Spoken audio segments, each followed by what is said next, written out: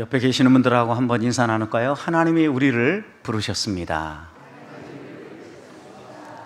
다른 분하고 한 번 더 인사합시다. 당신과 함께 예배함이 행복입니다. 네, 우리가 함께 이렇게 예배할 수 있다는 것, 하나님이 우리를 공동체로 부르시고 하나님이 이렇게 함께 예배하는 형제 자매로 불러주셨기 때문입니다. 혼자가 아니라 함께 신앙생활한다는 것은 하나님 우리가 허락하신 큰 복입니다. 때때로 혼자 걸어갈 때 힘들고 어려울 때 누군가 곁에서 붙잡아주고 또 전화 한 통해서 격려해주는 사람이 있기 때문에 우리들이 그 길을 좀 더 신나게 또 힘을 내서 다시 일어서서 걸어갈 수 있는 겁니다. 그래서인지 성경은 우리 성도들의 신앙생활을 건축에 자주 비유합니다. 마치 집을 짓는 것과 같다라고 이야기를 합니다. 우리의 건축의 여러 가지 내용들을 보면 그 건물이 어떤 건물이냐에 따라서 재료들도 아주 다양하게 쓰여집니다. 그리고 또 모양도 다양하게 잡습니다. 그런데 이런 모양과 이런 다양한 재료들이 하나로 서로 연결되면서 튼튼한 아름다운 건물을 만들게 되고 또 그곳에서 목적한 목적대로 사용을 하게 되는 것입니다. 그래서 바울은 에베소서 4장에서 우리 성도들이 하나님의 백성으로 한 집을 지어서 교회를 세워갈 때 서로 한 마음으로 연합되어야 된다는 것을 분명하게 얘기를 합니다. 여러분, 우리는 연합을 하려고 할 때 우리의 힘으로 연합하고 우리의 힘으로 애써서 이 모든 것들을 만들어내려고 합니다. 그런데 에베소서 4장 16절을 보면 분명하는데 그에게서 온몸이 각 마디를 통하여 도움을 받고, 여러분, 온몸이 각 마디를 통하여 도움을 받는데 어디에서 받습니까? 그에게서 받아요.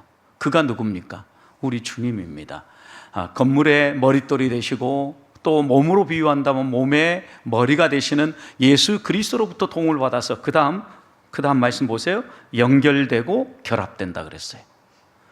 그리스도로부터 도움을 받아서 우리가 연결되고 결합되고 하나의 공동체를 이루어간다라는 거죠. 그래서 각 지체의 분량대로 우리가 일을 하는 것은 각 사람마다 배움의 정도도 다르고 그 다음 역량도 다르고 또 믿음도 다르기 때문에 그 믿음의 분량대로 역사하여서 몸을 자라게 하고 교회를 건강하게 세우고 집을 튼튼하게 세우고 사랑 안에서 든든히 서간다라는 겁니다. 여러분, 이런 공동체로 우리를 부르셨는데 이런 공동체로 부른 우리를 사람들은 성도라고 이야기를 합니다. 여러분, 성도라는 이름은 참 거룩한 이름입니다. 왜냐하면 거룩한 사람들이라는 의미이기 때문입니다. 거룩하다라는 것은 구별된다라는 겁니다. 어떤 점에서 구별된다는 것입니까? 세상 사람들의 삶과 믿는 사람의 삶이 구별된다라는 겁니다. 단지 주일날 예배 드리는 것으로만 구별되는 게 아니라 말하는 것, 행동하는 것, 삶을 살아가는 삶의 원리가 구별되어진다는 것입니다. 그런 점에서 성도는 이 세상 가운데에서 내가 누구인가를 드러내는 아주 존귀한 이름입니다. 이런 성도라는 이름과 함께 또 우리 성도들을 부르는 또 다른 호칭이 하나 있는데 그리스도인, 크리스찬이라는 이름입니다. 이 이름은 사도행전 11장의 말씀을 보면 안디옥 교회에서 처음으로 불리어지게 됩니다. 안디옥 교회에서 이 그리스도인이라는 이름이 붙여질 때 어떤 일들이 일어납니까? 안디옥 교회 복음이 전파되어지고 복음을 받은 사람들이 하나님의 말씀을 따라 살아나가는데 사람들이 그들을 보고 믿기 시작한 겁니다. 그런데 그들의 무엇을 보았냐면 성경에 보면 주의 손이 그들 가운데 나타났다라는 겁니다. 여러분, 불신자들이 볼 때 믿는 사람들의 삶 가운데 이게 그들의 열심과 그들의 지혜와 그들의 노력이 아니라 주의 손이 나타났구나, 신의 손이 나타났구나, 하나님의 손이 나타나구나 라는 것을 보고 그리스도인이라고 이름을 붙였다라는 겁니다. 그리스도인이란 뜻, 크리스찬이란 뜻은 작은 예수, 예수를 따라가는 사람, 예수를 닮은 사람, 이런 의미의 이름이 붙여진 겁니다. 여러분, 이런 이름이 붙여지기까지 주의 손이 나타났다는 이 말씀은 우리가 신앙생활할 때 우리의 삶 가운데 우리의 마음 중심을 주님 앞에 내어주고 하나님 앞에 맡길 때 내 삶을 하나님이 이끌어 가시면서 내 삶 가운데 하나님이 함께 하시는 증거들을 보여주신다라는 거죠. 그리고 이것들을 불신자들이 보고 알 수 있도록 하나님은 주의 손을 나타내 보여주신다는 말씀입니다. 생각해 보십시오. 이렇게 세상 사람들과 우리 그리스도인이 다른 점이 무엇이라고 생각합니까? 세상 사람들은 자기 힘으로, 자기 지혜로, 자기 실력으로 이 세상을 살아갑니다. 그런데 우리 그리스도인들에게는 그들이 알지 못하는 힘이 있습니다. 하나님입니다. 원리가 다릅니다. 힘이 다릅니다. 또 살아가는 삶의 방식이 다릅니다. 하나님이 공급하신 은혜와 힘을 힘입어서 살아가다 보면 주의 손이 우리의 삶 가운데 선명하게 드러난다는 말씀입니다. 이처럼 이름은 붙여질 때 의미 없게 붙여진 이름이 없습니다. 여러분의 이름도 한번 생각해 보십시오. 여러분의 이름을 부모님이 지어줄 때 여러 가지 꿈과 소망을 담아서 지어준 이름이지 않습니까? 저의 이름은 밝을 명자 보배 진짜입니다. 밝은 보배처럼 세상을 밝게 비추는 보배로 살라라는 의미에서 그런 꿈을 담아서 부모님이 지어준 이름이죠. 아마 여러분 이름들도 한자 한자가 그런 의미들을 담고 있을 겁니다. 우리 교회 이름도 처음 성도들이 함께 힘을 모아서 교회를 시작하면서 어떤 이름으로 교회 이름을 붙일까 고민할 때 공모를 했다고 합니다. 그리고 보배교회라는 이 이름이 뽑혔는데 당첨이 되어졌는데 성도 한 사람 한 사람이 보배 같은 존재고 이런 보배 같은 존재들이 함께 어우러져서 예배하는 곳, 이곳 바로 보배교회다라고 이름을 붙이게 되었다라는 거죠. 여러분 이렇게 생각을 해보면 이름은 나름의 의미를 가지고 붙여진 것입니다. 그렇다면 여러분들은 여러분이 가진 이름 또 여러분이 좋아하는 이름 그 이름에 어울리는 삶을 살고 있습니까? 리얼하게 얘기하면 이름값 하고 사십니까? 어떻게 사는 것이 우리의 이름값을 하고 하나님 앞에서 하나님 백성답게 사는 길일까요? 저는 오늘 제사장의 옷 가운데 판결 흉패를 만들어 붙이라는 이 말씀을 통하여 우리가 어떤 존재인가를 다시 한번 확인하고 어떻게 하나님 앞에서 살아야 될지 하나님 주시는 은혜가 우리 성도들에게 있기를 주님의 이름으로 축복합니다.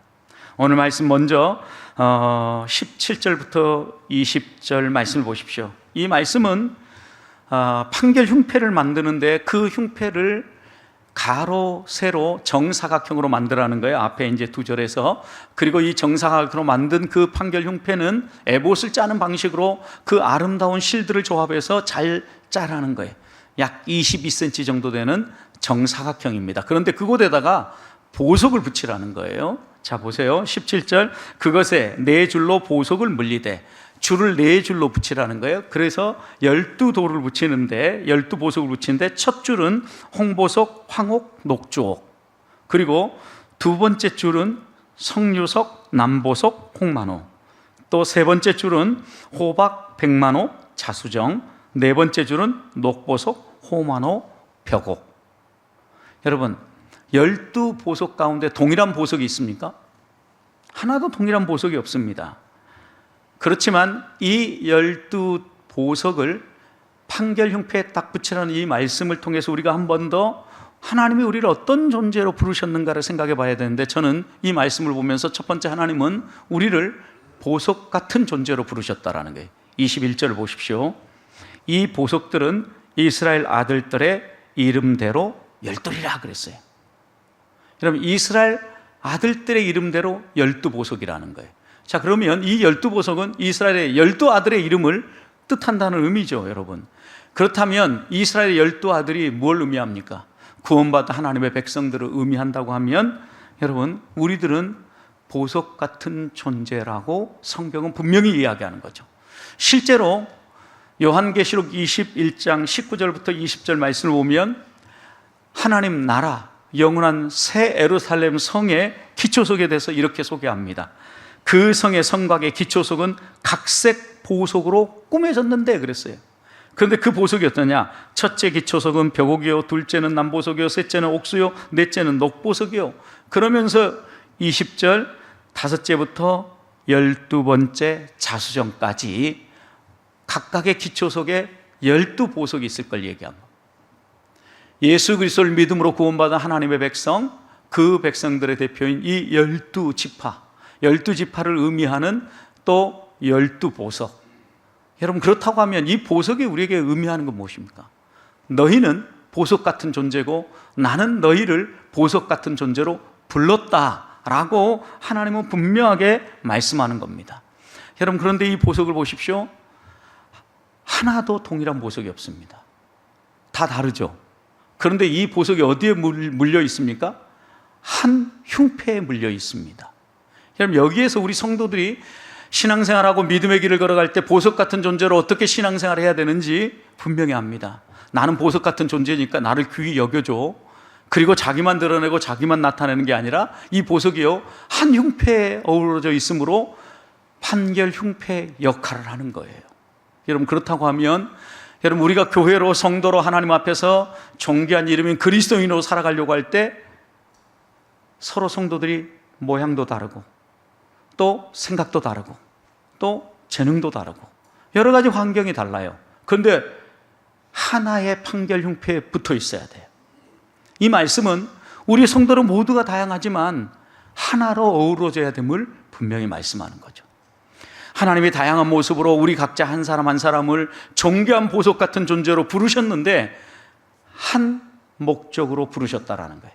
하나님을 예배하는 자로, 하나님께 영광을 돌리는 자로 하나님이 우리를 부르신 겁니다.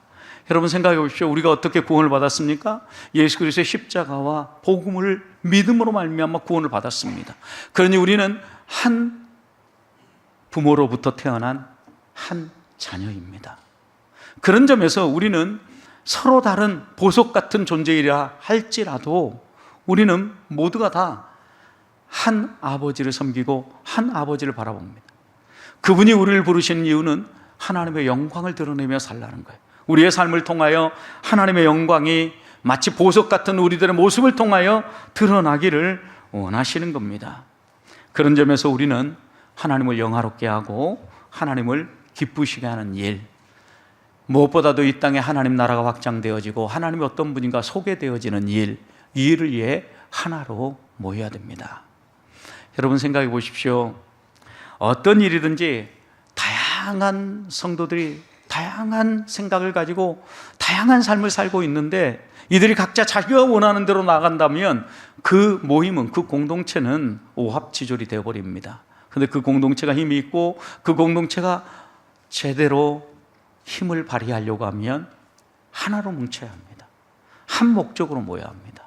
여러분, 우리 보배교회 성도들이 어떤 다양한 모습으로 왔든 한 목적으로 모여야 되는데 하나님을 영화롭게 하는, 이 땅 가운데 하나님 나라가 소개되고 하나님 나라가 확장되어지는 이 일에 한 마음으로 모여질 때 풍성한 열매가 맺혀지고 그 보석의 영광이 드러난다는 말씀입니다.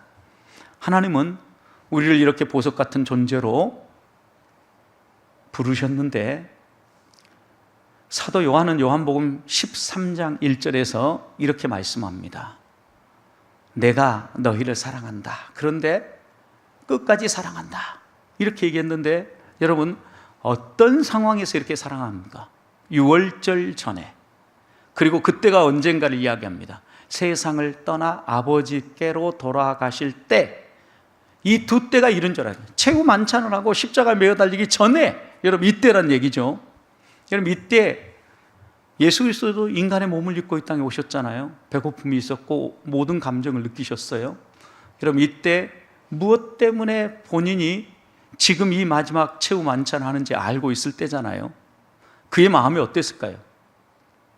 심란했죠. 심란했다니까 우리가 아무 대책이 없어 심란한 것 같은 심란은 아니지만 마음에 매우 불편했어요.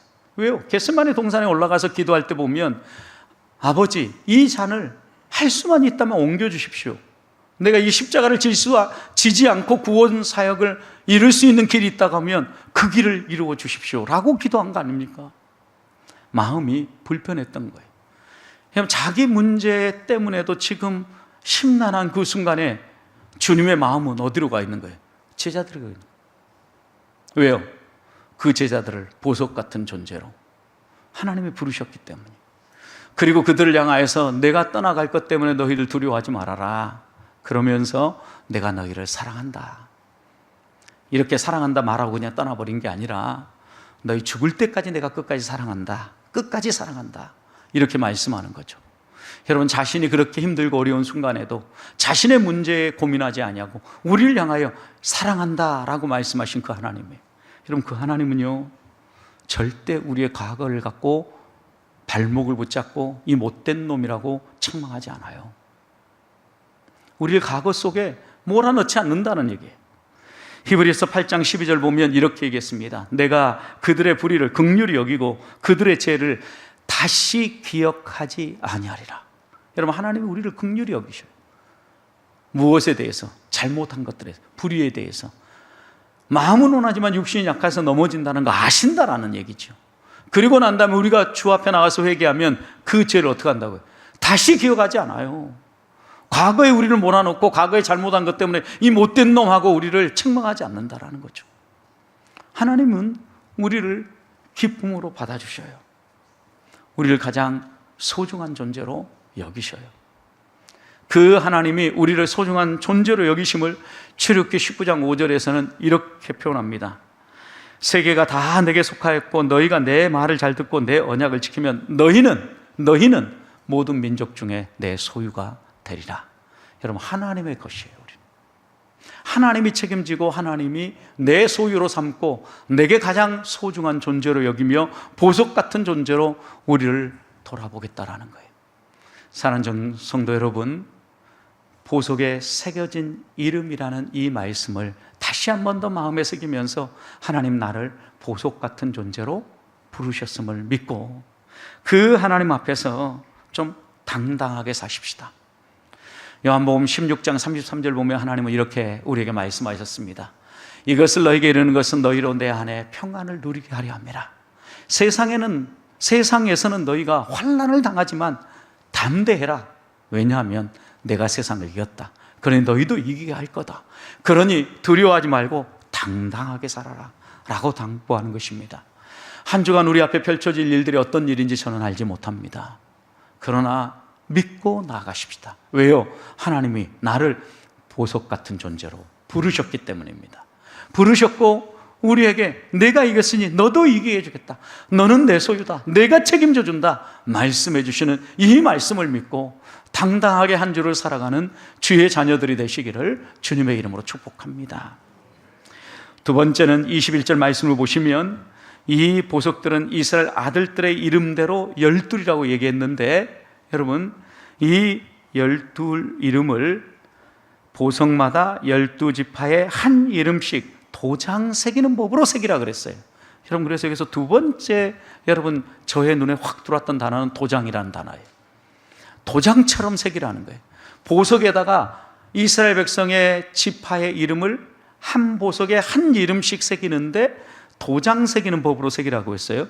여러분, 그 보석 위에다가 작은 펜으로 세밀한 붓으로 글을 쓸 수도 있습니다. 이름을 거기다 새겨 넣을 수도 있습니다. 근데 하나님은 그런 방법이 아니라 도장을 새기듯 파서 새겨서 그 이름을 거기에 기록하라는 거죠.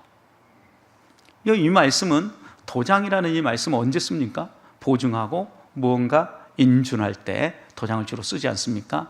여러분, 그런데 그 도장 파는 것처럼 너의 이름을 보석에 새기라는 이 말씀은 잊어버리지 않고 기억하시겠다라는 거예요. 이 도장을 통하여 나를 대신하여 인준하는 것처럼 하나님이 내가 너희의 이름을 새기고 기억하겠다라고 말씀하시는 거예요. 이사야 49장 15절 16절 보면 이렇게 얘기합니다. 여인이 어찌 그 젖먹는 자식을 잊겠으며 자기 태에서 난 아들을 긍휼히 여기지 않겠냐. 어떤 엄마가 그러지 않겠냐는, 자기의 젖을 물려서 지금 키우고 있는 이 자식을 잊어버릴 수 있겠느냐. 그런 일이 없다라는 거예요. 그런데 그들은 혹시 잊을지라도 나는 너를 어떻게 한다? 잊어버리지 않겠다. 그러면서 하나님이 16절에서 이렇게 얘기합니다. 내가 너를 나의 손바닥에 어떻게 했다? 새겼다 그랬어요. 여러분, 하나님의 손바닥에 새겨서 하나님이 언제나 나를 품고 있다, 여러분 기억하신다라는 의미예요. 보석 같은 존재로 우리를 소중히 여길 뿐만 아니라 잊어버리지 않고 항상 기억하시겠다라는 약속의 말씀이에요. 여러분, 하나님의 손바닥에 새겨서 기억한다라는 것은, 하나님이 기억하시는 것은요, 누구를 기억하겠어요? 구원받은 하나님의 백성들. 그래서 창세기의 말씀을 보면 우리를 기억한다는 이 말씀은요, 구원의 언어예요. 하나님이 우리를 기억하시고 구원하신다라는 게. 여러분 생각해 보십시오. 기억하려고 하니까 붓이나 이런 거 쓰지 않고 잘 지워지지 않도록 깊이 파서 새기라고 얘기한 거 아닙니까? 여러분, 그런데 붓으로 글씨를 써서 새기는 것보다 도장 파듯 깊이 새겨서 파는 것은 훨씬 많은 수고와 시간이 들어갑니다. 여러분, 하나님이 우리의 이름을 새긴데 그만큼 깊이 새기고 또 값을 지불하고 새겼다라는 의미예요. 우리의 이름이 어떻게 새겨졌습니까? 내가 열심히 노력하고 애써서, 내가 잘 보여서, 내가 예뻐서, 내가 실력이 있어서, 능력이 있어서 새겨진 이름입니까? 아닙니다. 하나님이 새기신 겁니다. 어떻게 해요? 아들을 내어주심으로. 어떤 값을 지불한 겁니까? 하나밖에 없는 아들을 내어주심으로 우리를 대신하여 율법의 요구를 이루게 하시고 우리의 죄를 짊어지고 돌아가시게 한 거죠. 그러므로 우리의 이름이 하나님의 손바닥에 새겨진 거예요. 계시록에 가면 하나님께서 우리의 이름을 새긴 것에 대해서 어린 양의 생명책에 기록했다, 이렇게 얘기합니다. 여러분, 그런데 이렇게 새겨진 이름은요, 지워지지 않아요. 도장 파듯 새겨놨는데 이게 쉽게 지워지고, 누군가가 강제로 지우지 않으면 안 지워지는 거예요. 잊혀지지 않고 무효가 되지 않는다라는 얘기죠. 여러분, 그래서 요한계시록 3장 5절 말씀을 보면 이기는 자는 이와 같이 흰옷을 입을 것이요 내가 그의 이름을 생명책에서 결코 지우지 아니하라 그랬어요. 여러분, 하나님을 믿고 끝까지 의지하고 나아가는 구원받은 하나님의 백성, 한번 그 이름이 새겨진 사람들은요, 절대 지워지지 않는 거예요. 그리고 아버지 앞에서, 또 천사들 앞에서, 그리고 사람들 앞에서 우리가 하나님의 자녀고 하나님의 백성이라고 인정하고 시인해 주시겠다는 구원의 언어죠, 여러분. 이런 놀라운 은혜를 하나님이 우리에게 주시고 우리의 이름을 주님의 손에 새기셨다라는 거예요. 여러분, 그런데 하나님이 이렇게 기억하시면요, 놀라운 은혜와 복이 많은데, 하나님이 우리 이름을 기억하면 절대 잊어버리지 않을 뿐만 아니라 하나님이 기억하시는 사람들은요, 다 놀라운 복을 받게 돼 있어요. 요한복음 6장 37절 보면 이렇게 얘기합니다. 아버지께서 내게 주시는 자는 다 내게로 올 것이요 내게 오는 자는 내가 결코 내쫓지 아니하리라. 여러분, 하나님께서 이름을 새기고 구원하기로 작정한 자는요, 다 죽게 돌아오고 그 한 사람도 내쫓지 않는다라는 거예요. 내쫓지 않는다라는 의미. 여러분, 탕자의 비유를 생각해 보십시오. 아버지에게 오죽 못할 일을 했으면 이 아들이 집으로 가야 되겠는데 도저히 아들이란 말을 할 수가 없는 거예요. 아버지, 전 이제 아들이라고 말할 수 없는데 품꾼처럼 대해 주십시오 라고 말하겠다고 하고 돌아오잖아요. 그러니까 정말 못된 사람이죠. 여러분, 이럴 땐 사람이라 안 하고 놈이라 그러죠. 정말 못된 놈이었던 거죠.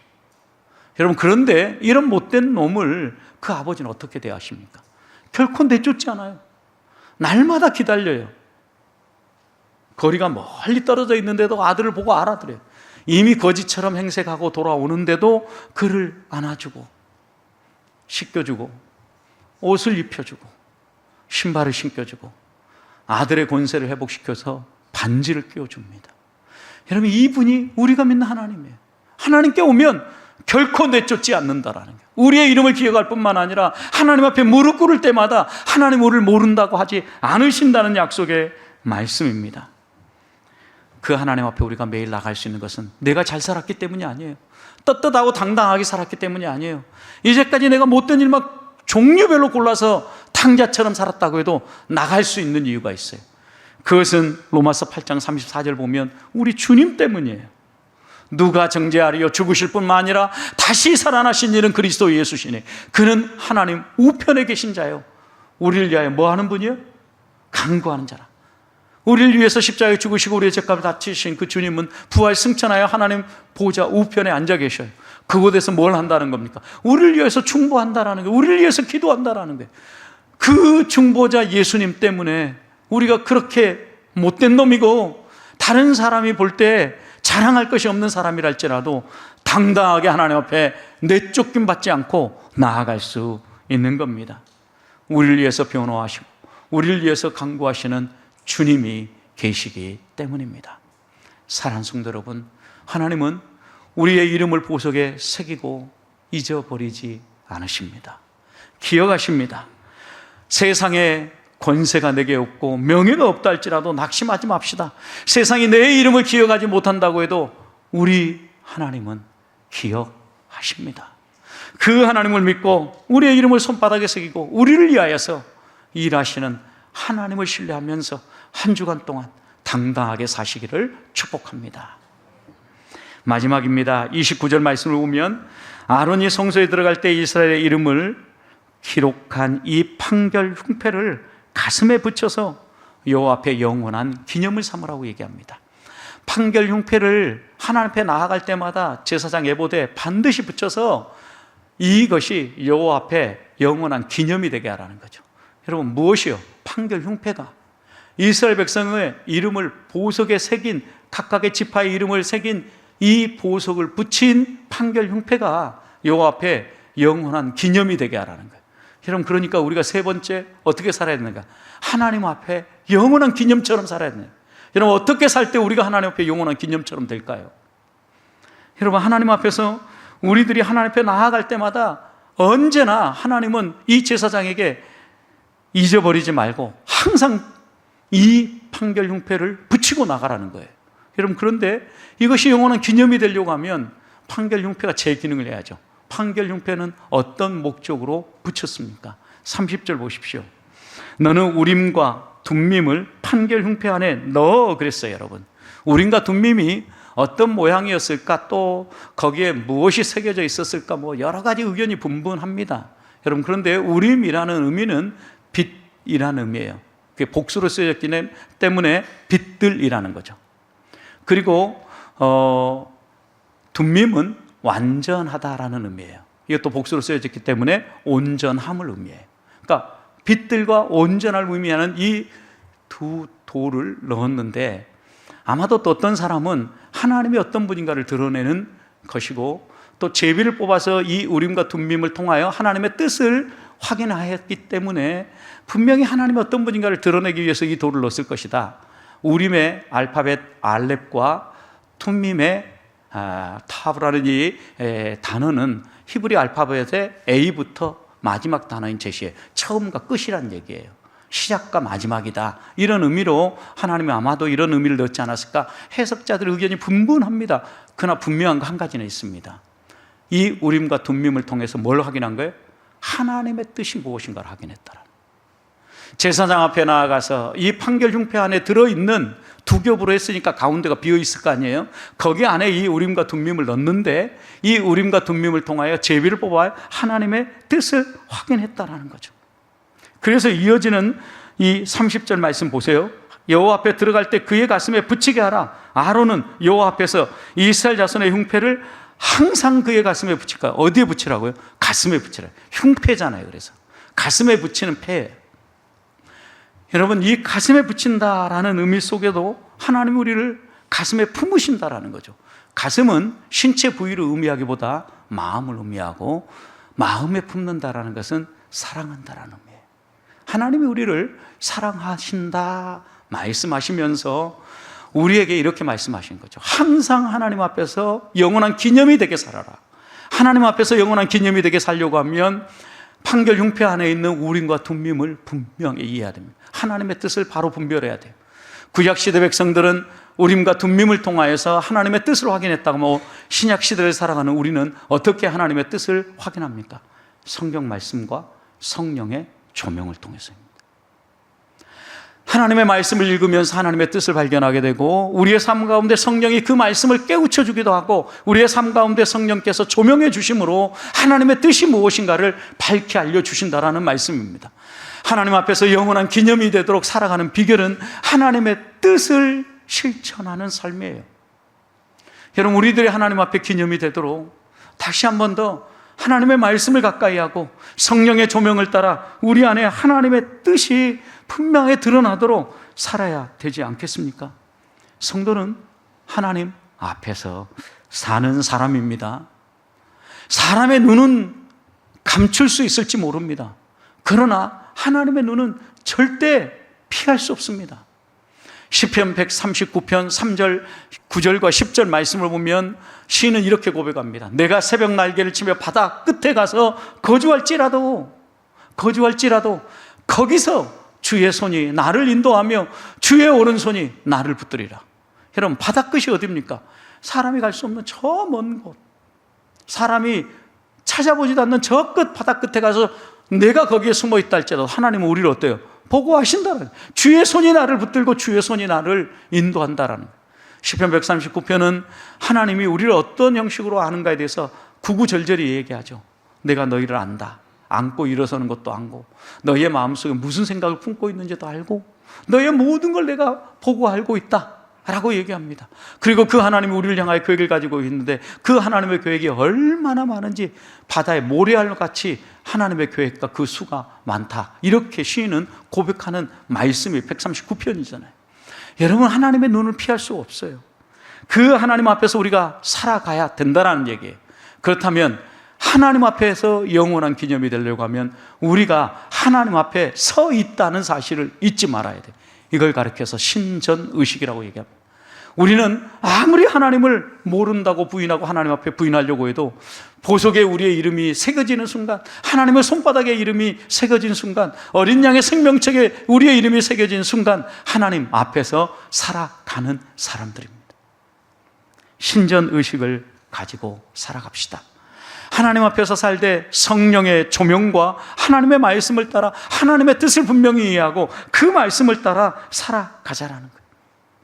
어려움을 만나고 역경이 찾아올 때 섣불리 인간의 생각으로 결정하고 나아가지 마십시다. 무릎 꿇어 기도해야 합니다. 하나님의 뜻을 구해야 합니다. 성경 말씀 앞으로 나아가야 됩니다. 성령의 조명을 강구해야 합니다. 그래야만 우리들이 실수하지 아니하고 우리에게 하나님이 원하시는 대로 그 길을 향하여 걸어갈 수 있기 때문입니다. 하나님 앞에 부르짖으십시다. 에레미야 선지자 에레미야 29장 13절에서 이렇게 얘기합니다. 너희가 온 마음으로 나를 구하면 나를 찾을 것이요 나를 만날 것이다. 우리가 하나님의 뜻을 찾기 위해서 간절히 구하면 반드시 만나주시고 응답해 주신다는 약속의 말씀입니다. 사랑하는 성도 여러분, 하나님은 우리가 하나님 앞에 살면서 영원한 기념이 되기를 원하십니다. 하나님을 드러내고 하나님을 자랑하는 하나님의 백성이 되기를 원하십니다. 성경 말씀을 가까이 하고 성령의 조명을 따라 하나님의 뜻을 분별하면서 한 주간 하나님 앞에서 영원한 기념이 되도록 멋지게 살아가는 우리 보배의 성도들이 되시기를 주님의 이름으로 축복합니다.